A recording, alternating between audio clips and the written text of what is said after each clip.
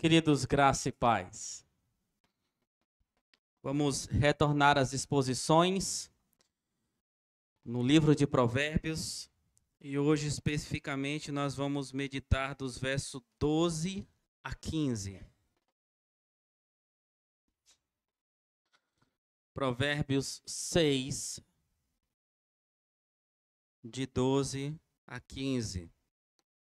Nós estamos aprendendo como a sabedoria que vem do Senhor, da lei do Senhor, pode nos ajudar a viver neste mundo trilhando o caminho de excelência conforme aquilo que o Senhor requer de nós.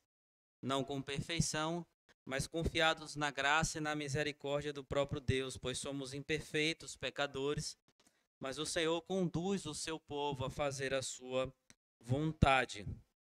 E nós estamos tendo instruções sobre vários tipos de áreas que temos na nossa vida. Vários tipos de pessoas que surgem como obstáculos, situações como obstáculo na vida cristã.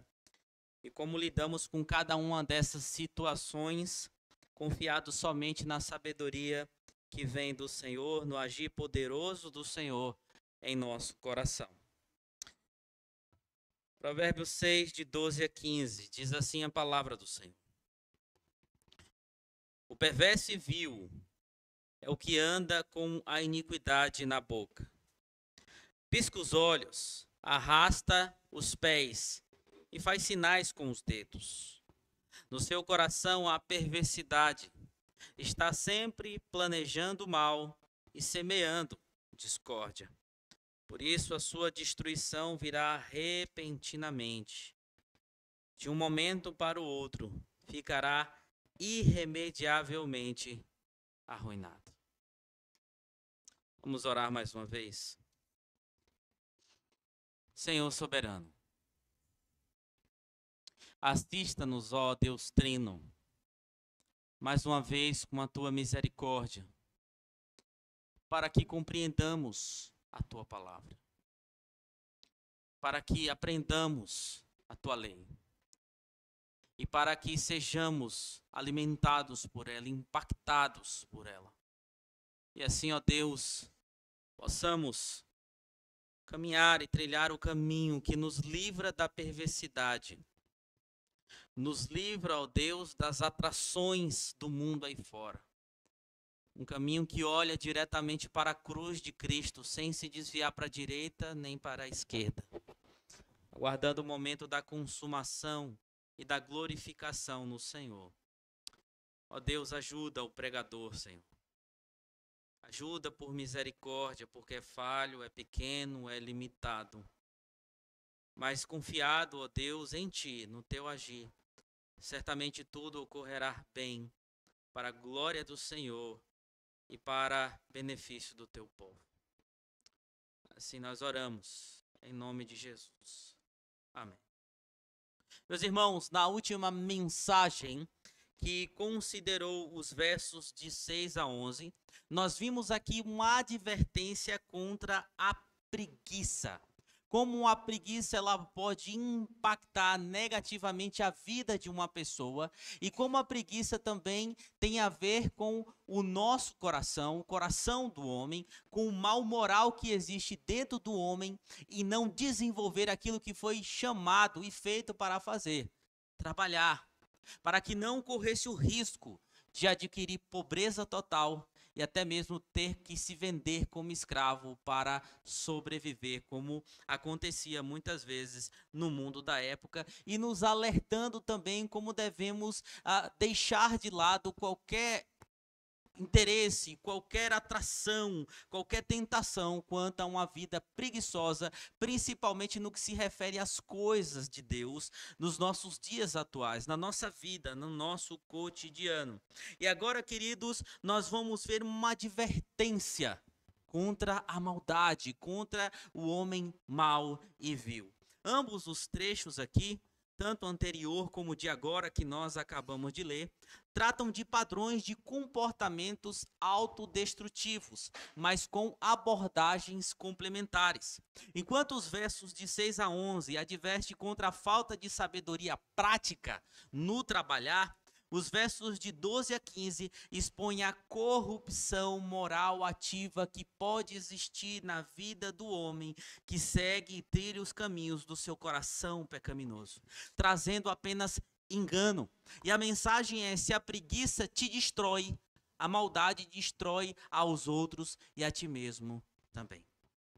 Essa palavra, queridos, analisa então Provérbios 6, de 12 a 15, como um trecho que faz parte de um conjunto de advertências também, que vai vir posteriormente e que nós meditaremos na próxima semana, que são 7 pecados que Deus abomina. Mas aqui o foco é a figura do homem perverso, inútil e maligno, descrito como um arquétipo daqueles que rejeitam a sabedoria divina em suas vidas. E aprenderemos também nesta noite que a sabedoria de Deus pode nos livrar, queridos, de homens maus e também de seguirmos e imitarmos as características daqueles que são perversos diante de Deus. Também do destino desses que negligenciam a lei do Senhor por essa vida de total perversidade. Nós, se vivermos pela sabedoria de Deus, por aquilo que de fato nós fomos chamados, nós seremos libertos de um destino trágico. Sendo assim, então, nós vamos meditar conforme o que propõe esses versos de 12 a 15 no seguinte tema: a sabedoria te livrará do homem mau. A sabedoria te livrará do homem mau. E dos versos 12 a 14, nós temos aqui o perfil do homem mau. Vejam que o primeiro verso aí, o verso de número 12, diz o seguinte: perverso e vil é o que anda com a iniquidade na boca.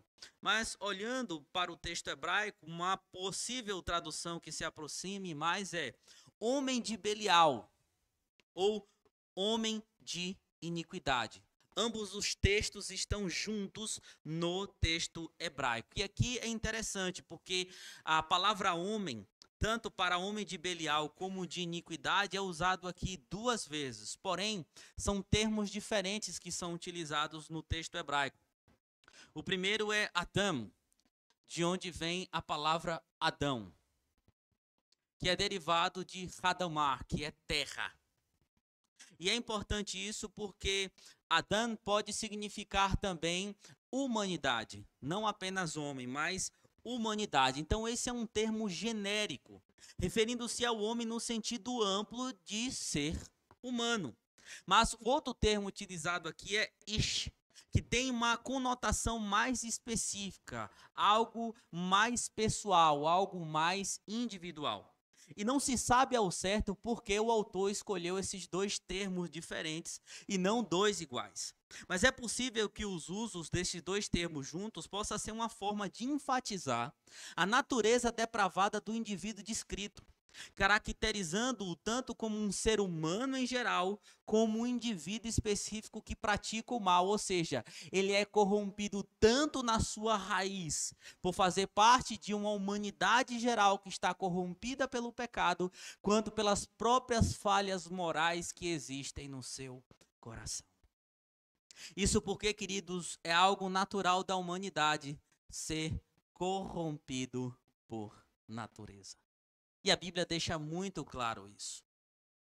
O homem por si só, ele é perverso de coração. Ele ama o pecado. Ele ama a distância de Deus. Ele tem Deus na sua boca, mas não nas suas ações.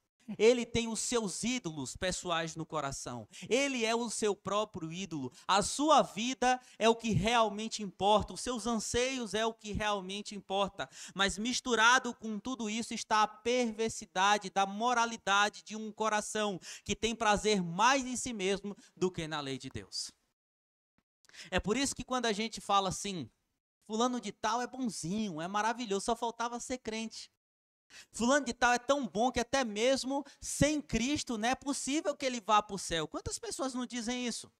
Ah, mas será que Deus não colocou ele num bom lugar? Mesmo ele nunca querendo saber de Deus, nunca querendo ser povo de Deus, nunca buscando ter uma vida conforme a palavra de Deus, não mostrando frutos de arrependimento, nem de salvação por graça e misericórdia? Ah, eu creio que sim. é o que você ouve por aí. Mas a verdade é, todo homem está manchado na sua raiz. Todos pecaram e carecem da glória de Deus. E é possível que esses dois termos aqui traga essa ênfase, tanto geral quanto particular. Isso quebra, então, essa falácia dos nossos tempos, né? Pessoas que não têm bons frutos, que essas pessoas serão de fato beneficiadas por Deus, porque Deus se agrada delas também. Mas há uma outra questão, queridos, que necessita se observar nisso. Uma outra falácia do nosso tempo que está regada por filosofias deste mundo e por algumas questões que certas ciências que trabalham com a mente e que com o comportamento humano também defendem. Por exemplo, quando uma pessoa ela rouba, ela mata, ela destrói, ela detona a vida de outras pessoas em amplos sentidos, ela faz mal, ela tira, ela prejudica, seja fisicamente, seja moralmente, seja psicologicamente. O que se ouve? É que essas pessoas têm essa forma de agir simplesmente por causa do meio em que elas vivem, por causa do ambiente ao qual elas estão inseridos. Que esse tipo de comportamento totalmente deturpado não é algo inerente ao indivíduo, mas é algo que ele adquire no meio que ele vive. Porque a sociedade sempre quer culpar outros, sempre quer explicar de uma maneira que o homem se exima da sua responsabilidade. Mas a verdade é que a Bíblia fala que todos estão corrompidos na sua raiz. Todos pecaram e carecem da misericórdia de Deus. O homem, por mais que ele esteja inserido, por exemplo, a gente olha para comunidades, favelas, e de lá muitos saem que são traficantes, que roubam, que faz coisas perversas na sociedade. As pessoas sempre culpam o ambiente que vive, mas é verdade que existe também nesses lugares pessoas que são direitas, pessoas que são trabalhadoras. Pessoas que decidiram não se corromper com o meio que vive. E são a maioria das pessoas. A questão é que quem faz o mal, quem ama o mal, quem ama a perversidade, faz isso porque quer. Porque o seu coração é assim, é assassino, é manchado em sua natureza. Quem foi que ensinou Caim a assassinar? Ele simplesmente foi lá e assassinou o seu irmão por causa do seu próprio coração. E nós não podemos cair nessa falácia. A culpa é das estrelas, a culpa é da sociedade, a culpa é do governo, a culpa é da polícia que não faz, a culpa é da família. Não estou dizendo que certos ambientes não contribuem para tais comportamentos, mas na raiz da coisa só se abraça aquilo que o coração deseja. O homem está manchado na sua raiz. Mas é dito aqui que é um homem de Belial, que está traduzido na sua Bíblia como perverso e vil, mas o termo é homem de Belial. O que isso significa?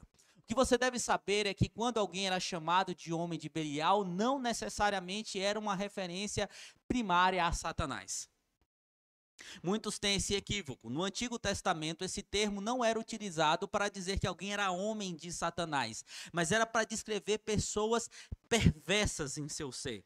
Quando você olha, por exemplo, para Deuteronômio 13:14, são descritos ali como aqueles que adentraram o arraial do povo de Deus para corrompê-los com cultos pagãos.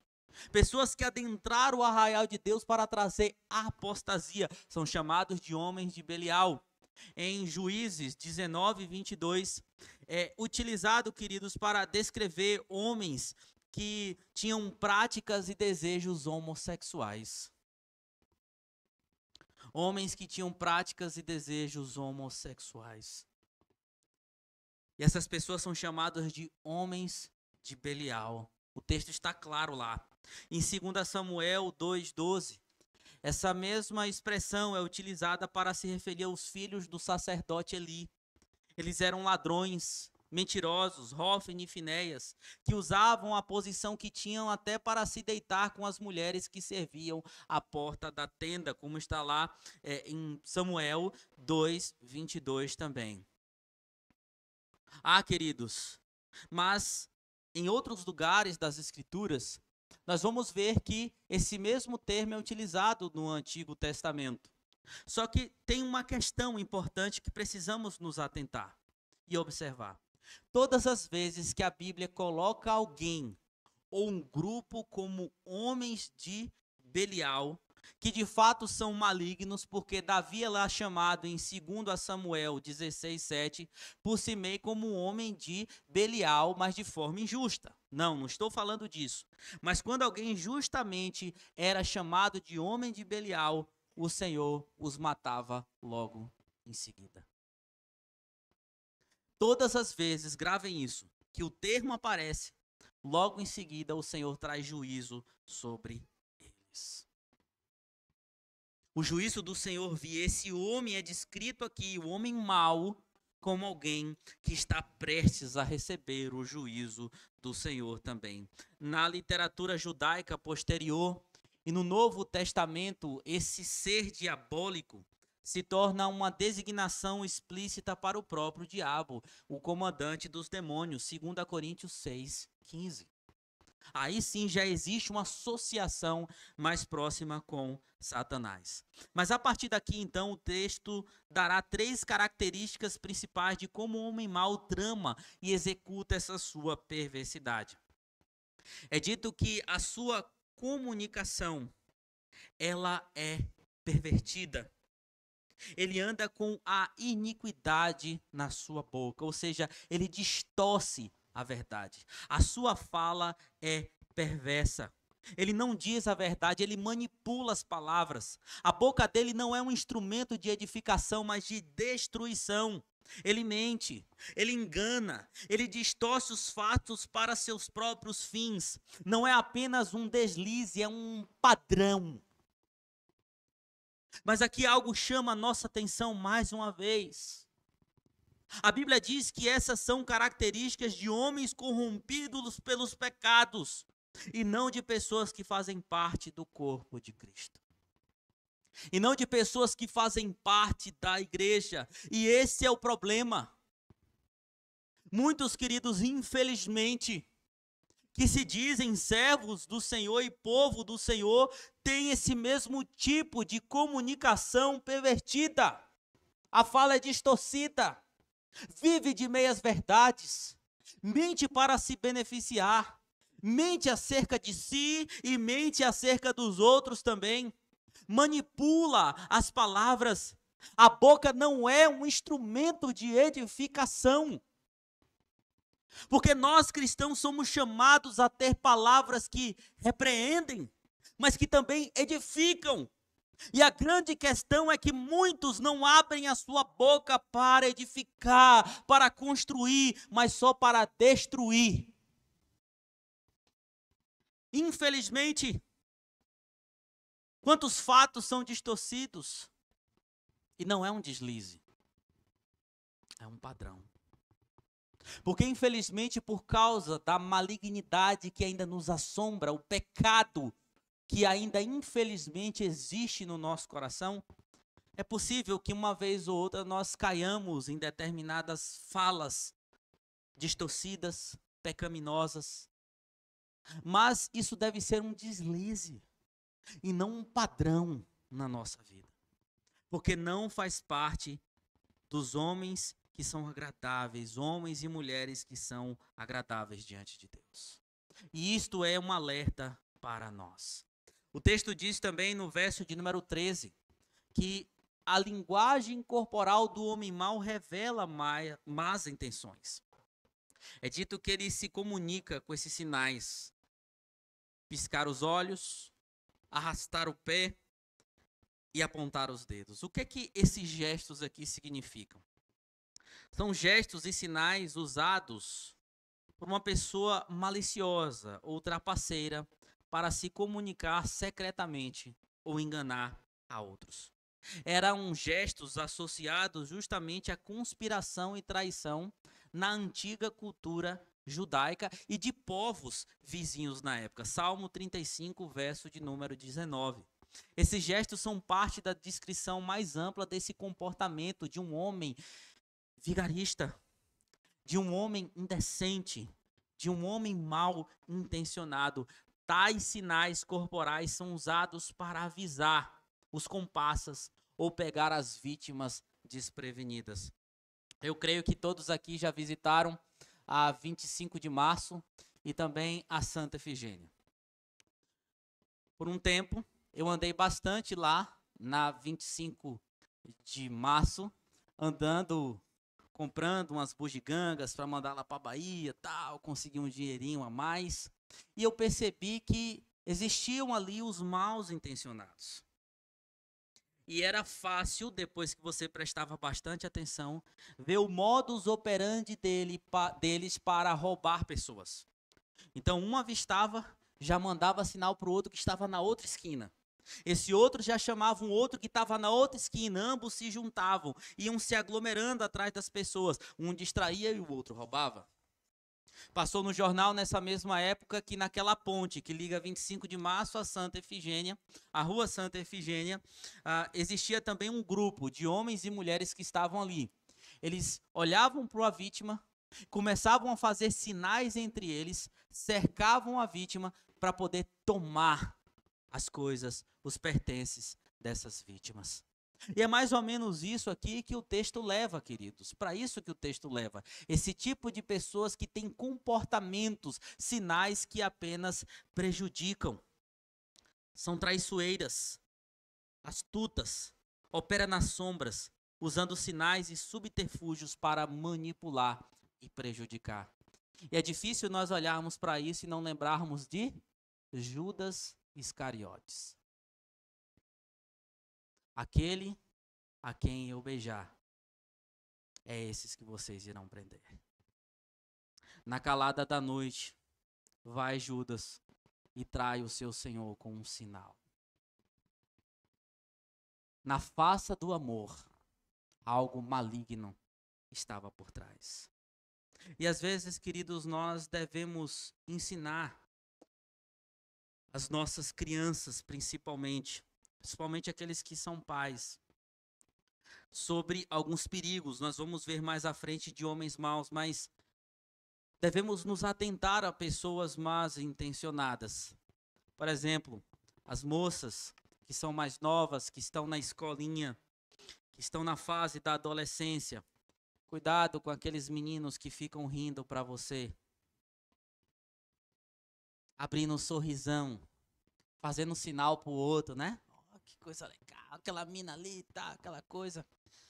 Às vezes quem parece estar galanteando apenas com interesse tranquilo de um namoro, de uma paquera, pode ser alguém que é irresponsável, sem respeito, principalmente sem temor a Deus, que não está bem intencionado de maneira nenhuma, quer apenas aproveitar, quer apenas usufruir, quer apenas usar, quer apenas fazer o mal. Pessoas de caráter distorcido que tentam atrair as servas de Deus que ainda não têm a malícia para entender esse tipo de coisa. Devem ter cuidado. Da mesma maneira, os meninos. Aquela menininha bonitinha que está lá, mas que não serve ao Senhor Jesus, que anda lá falando palavrão o tempo todo, cantando músicas indecentes, só conversa bobagem, não estuda, não faz nada, mas está interessado em namoro. Aí ora para os meninos que são servos de Deus e começa a conversinha com as colegas, fazer sinal, chamar para ir ali, para vir aqui, mas o interesse da mesma forma não é bom e não está coerente com a palavra de Deus. Tomem cuidado com esse tipo de coisa, tomem cuidado com essas pessoas más intencionadas, e serve para nós também que somos adultos. Tome cuidado, nem todo mundo que se aproxima de você tem boas intenções. Às vezes se aproxima só para tirar, para te prejudicar, para te fazer mal. Quando você pergunta, por exemplo, aqueles que caem em adultério como começou, minha colega de trabalho, eu estava num momento difícil, ela começou a se aproximar de mim. ela me ouvia, ela me dava atenção, etc. Muitas coisas vieram aí e eu acabei caindo. Muitos estão mal intencionados, seja nesse caso, seja em outros casos, referente a questões financeiras, referente a qualquer outro tipo de coisa. Há pessoas que estão mal intencionadas, mas quando nós falamos de gestos, cuidado para que os seus gestos na vida comunitária não seja regado de mentira e falsidade. Às vezes nós abraçamos o nosso irmão, nós beijamos o nosso irmão, mas as nossas ações não refletem esse tipo de amor que mostramos por gestos. Às vezes somos honestos face a face em determinado tipo de coisas, mas por trás nós somos falsos e maledicentes com outras coisas. Falamos bem na frente, falamos mal por trás. Tome cuidado com esse tipo de coisa, com a falsidade, com a mera religiosidade nas suas ações, porque isso também são características daqueles que são maus e não daqueles que pertencem ao reino de Deus. E por fim é dito no verso 14 aqui, queridos, que o homem mau, ele tem o seu coração corrompido, no seu coração há perversidade, está sempre planejando o mal e semeando a discórdia. Aqui chegamos à raiz do problema. A raiz de todo o problema, inclusive do homem mau, que é o coração corrompido. A boca pervertida e a linguagem corporal traiçoeira são apenas manifestações do que está dentro. O homem reflete aquilo que ele é no seu coração. O homem reflete aquilo que os seus anseios estão latejando. É algo latente dentro de si, é algo que está saindo de dentro de si, é algo que o coração está apaixonado para fazer. O homem não consegue, até mesmo que tente, esconder por muito tempo aquilo que está no seu coração. Tem gente que parece que é craque para fazer isso. Esconder, não eu consigo esconder. Uma hora ou outra salta. Uma hora ou outra sai. Porque o coração é um laboratório de maldades. Ele não apenas comete o mal, ele planeja o mal, ele maquina, ele fomenta continuamente. E o resultado final disso é o quê? Contendas. O resultado final disso é onde quer que vá a divisão, a discórdias, a briga. Gosta de ver conflitos, gosta de incitar a desavença entre pessoas, não promove paz, mas só desunião. Porque é isso que o coração leva. E temos aqui um princípio de outra coisa que não cabe para aqueles que dizem ser homens e mulheres do bem, homens e mulheres de Deus, que é semear discórdias, que é planejar o mal. Não cabe ao crente ficar semeando discórdias. Não cabe ao crente ficar semeando brigas. Não cabe ao crente ficar promovendo desunião, a falta de paz entre irmãos. Não cabe ao crente suscitar conflitos. Não importa, queridos, quais sejam as situações, a primeira coisa que devemos ter em mente é como eu posso trazer paz a essa situação, como eu posso refletir Cristo ou levar os meus irmãos a refletirem a Cristo nessa situação e não simplesmente ficar criando discórdias. São características de homens maus, mas se dizem, sou do Senhor. E as características são de homens maus, reveja a vida diante de Deus. Reveja o coração diante de Deus. Porque algo de errado não está certo. Como dizem aí. O que entra pela boca não contamina o homem, mas o que dele sai, disse o nosso Senhor Jesus Cristo. Mas a questão é que não contamina só a si mesmo. Contamina também os outros à sua volta. E o que é que nós devemos pedir, queridos? Que o Senhor nos livre de homens maus. Salmo 140, 1 e 2 diz: Senhor, Livra-me dos maus. Protege-me dos homens violentos que planejam mal em seu coração e vivem provocando conflitos. Salomão diz que esse homem planeja o mal, mas é simplesmente porque ele ama o mal? Talvez não. Talvez ele não ame o mal em si, mas ele ama a si mesmo. Ele planeja o progresso de si mesmo.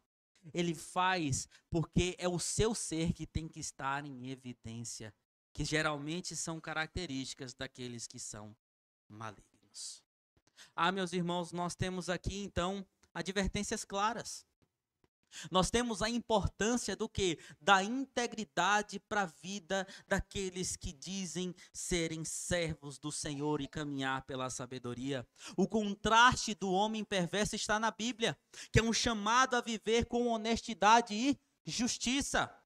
O salmo que nós lemos aqui, o salmo de número 15, deixa claro, queridos, abre uma luz, deixa claro para nós o que deve existir na vida daqueles que vão habitar com o Senhor. E o texto é claro, é integridade apesar de todas as coisas. Quem, Senhor, habitará no seu santo monte? Quem, Senhor? Aquele que vive com integridade. Aquele que fala a verdade. Aquele que não semeia a discórdia. É a integridade, queridos, que traz bênçãos e fortalece a vida espiritual. Integridade, mas vem a beleza do evangelho misturado com tudo isso.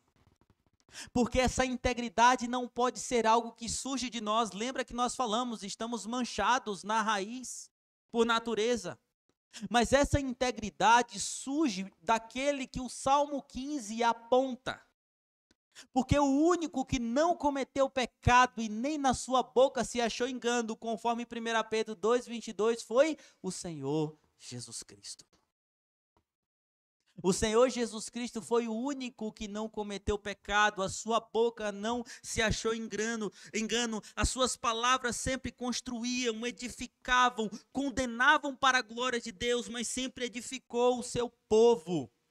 E através de Cristo que nós podemos, então, ter essa vida de integridade que está totalmente longe da vida daqueles que são caracterizados pelo mal.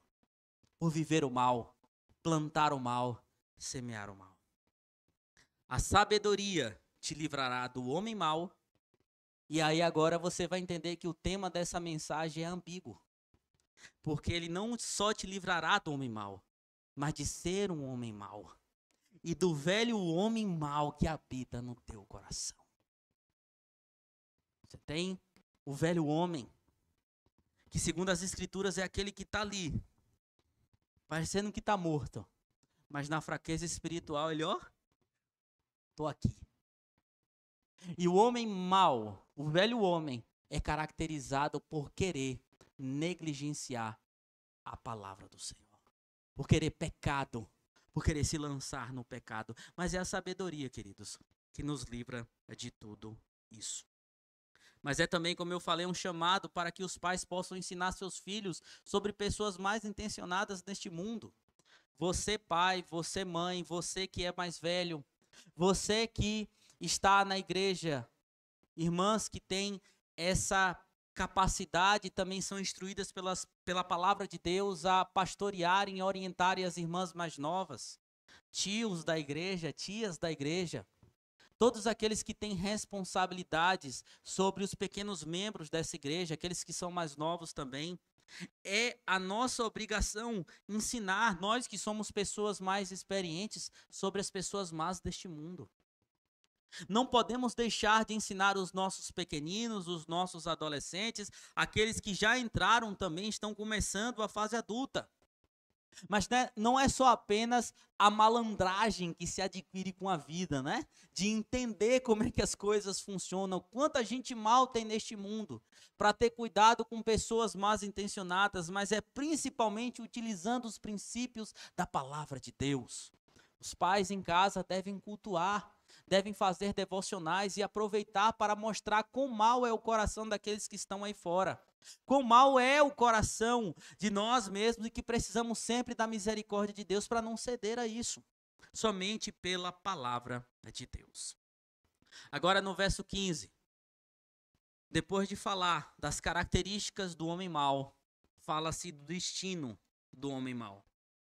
Por isso a sua destruição virá repentinamente, de um momento para o outro, ficará irremediavelmente arruinado. Depois de descrever essas ações, o sábio de Provérbios que está ensinando o seu filho nos apresenta a inevitável conclusão, o destino da pessoa má é a calamidade, é a condenação.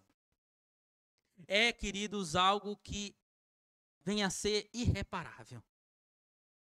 É estar arruinado. É isso que irá acontecer. Essa é uma advertência severa e clara. A pessoa inútil que vive no engano, na malícia, na discórdia, enfrentará essa calamidade repentina. O texto em si, ele traz essa ideia de algo que virá de forma inesperada e vai arrasar com tudo. Não é algo que se constrói lentamente, virá de forma inesperada, sem aviso. E quando vier, a destruição será totalmente quebrado. Você tem na tua casa utensílios, porcelana, porcelanato, vidro. E você sabe que tem coisas que às vezes caem no chão repentinamente que dá para consertar. Na verdade, eu nem acho que hoje em dia isso seja uma coisa comum. Porque nós vivemos num mundo descartável. As coisas são descartáveis. Caiu a xícara que você gosta, só rachou em dois. Ao invés de ter aquele trabalho de colar os pedacinhos, joga essa porcaria fora. Vamos à maravilha do lar, comprar uma xícara nova. Se a gente não achar da mesma, a gente pega de outra. Mas pode ser que haja uma coisa que tenha um valor mais sentimental para você. Pertenceu à tua avó, ao teu avô, a pessoas próximas a você. E se cair, às vezes dá para colar, dá para consertar. Coloca um Durepox ali, uma cola Super Bond, que na Bahia é chamada de cola capeta, né? Não sei porquê, mas lá é cola capeta. Uma Super Bond. Mas tem coisas que caem e se estilhaçam tanto que elas são impossíveis de serem recoladas. E aí o que é que a gente faz? Pega a vassoura, pega a pá, bota ali e joga fora. E é mais ou menos isso que o texto está descrevendo aqui. Vai ser algo que vai quebrar e sem conserto. E é nesse momento que a gente se apega à esperança que Jeremias 18, por exemplo, traz. Um vaso de barro que está ali sendo feito, que está se desmanchando, mas o oleiro perfeito, ele estraga aquilo de novo e refaz tudo novamente. Sabemos que somos vasos criados para a glória de Deus, mas às vezes por causa do pecado a gente cai. E muitas coisas são quebradas, mas nós temos a certeza que o Senhor vai nos refazer de novo. Porém, queridos, para esses jamais haverá. Para os malignos, para os indecorosos, jamais haverá restauração. É algo estilhaçado. É algo sombrio. Não haverá cura mais. Não haverá recuperação, nem solução. Não haverá escape. É a pessoa que edifica algo aonde ele cava o próprio abismo. Há uma história fictícia de um rei chamado Louras. E certo dia ele decidiu construir o seu novo palácio monumental em uma área específica onde algumas pessoas do seu reino moravam. Mas mesmo assim, por causa da obstinação do seu coração, ele desapropriou o local, derrubou as casas e deixou o todo sem moradia. Ao tempo, homens, mulheres e crianças. Então o velho sábio virou para ele e disse: quem edifica sobre a injustiça, cavará o seu próprio abismo. O rei zombou daquele velho que havia falado essas palavras. Construiu ali naquele lugar o seu palácio monumental e mandou escrever atrás do seu trono: nada pode derrubar o que o rei Luras construiu. O rei só não contava que ele havia construído o seu novo castelo próximo a um vulcão adormecido que despertou. As lavas vieram e destruíram aquele castelo monumental, matou os nobres e o próprio rei os engoliu. Foi aí então que as palavras do velho sábio fez sentido. Quem edifica sobre a injustiça cavará o seu próprio abismo. E assim é o homem mau. Ele constrói esse monumento para si. Ele constrói esse altar para si, o seu mundo. Mas é uma certeza que ele está construindo sobre o lugar que será a sua própria cova. Não haverá recuperação. E aqueles que vivem na perversidade, maquinando o mal, semeando contendas, não encontrarão caminho de volta quando o juízo do Senhor chegar.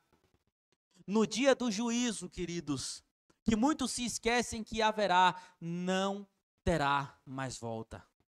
Não haverá mais a oportunidade de se arrepender naquele momento. Uma pessoa não pode, meus irmãos, semear violência e querer colher paz. Uma pessoa não pode semear intriga e querer colher concórdia. Semear maldade e colher bondade. Aliás, esse é um dos grandes problemas da humanidade. Semeiam discórdias com Deus e querem ter o destino daqueles que vivem graciosamente para a glória de Deus e foram chamados e regenerados por Ele. Deus está comigo, Deus está no meu coração, Deus está na minha vida, misericórdia. Tem o nome Deus escrito na porta do meu quarto. Mas vive uma vida que desonra a Deus. Ah, mas quando eu morrer eu vou para o céu, com certeza. Quando Jesus voltar, eu estou salvo, beleza. Tem igrejas aí que falam que todo mundo vai ser salvo, eu acredito nisso. Mas a palavra de Deus diz algo diferente. O juízo virá e muitos serão consumidos pelo fogo. Meus irmãos, essa palavra é um alerta para cada um de nós. Não podemos brincar com a malícia, com a falsidade, com a discórdia. O caminho da perversidade leva a um fim terrível e inevitável.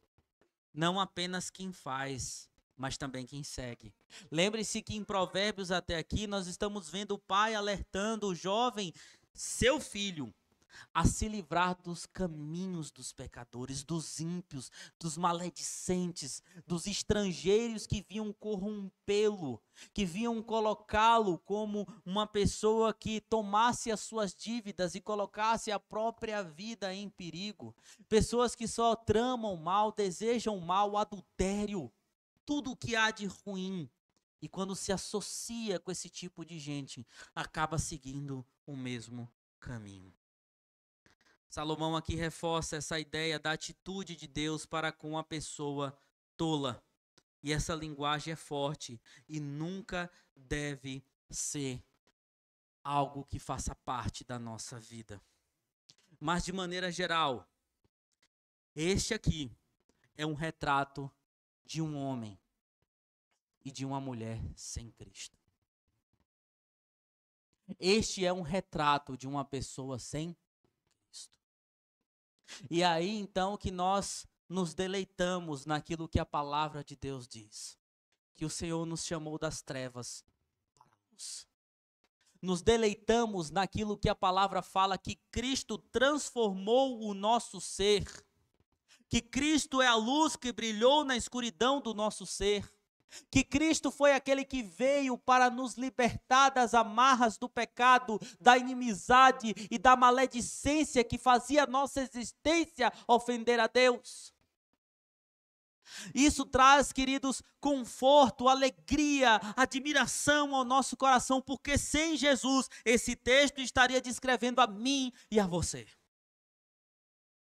Ah, mas eu não faria isso tudo aqui, mas certamente alguma coisa aqui. Característica de homem e mulher vil e mau. Mas é por causa de Cristo que nós não vivemos mais por esses caminhos, meus irmãos. É por causa de Jesus. E qual é a esperança para aqueles que você conhece, que está trilhando esse caminho, que tem essas atitudes? É Cristo. O teu parente que está caminhando assim, qual é a esperança para ele? Cristo. O teu colega de trabalho, qual é a esperança para ele? Cristo.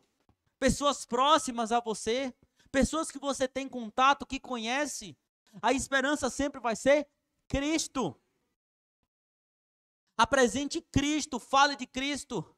A garantia que essa pessoa será alcançada não pertence a nós. O que pertence a nós é a propagação do Evangelho, é a nossa obrigação.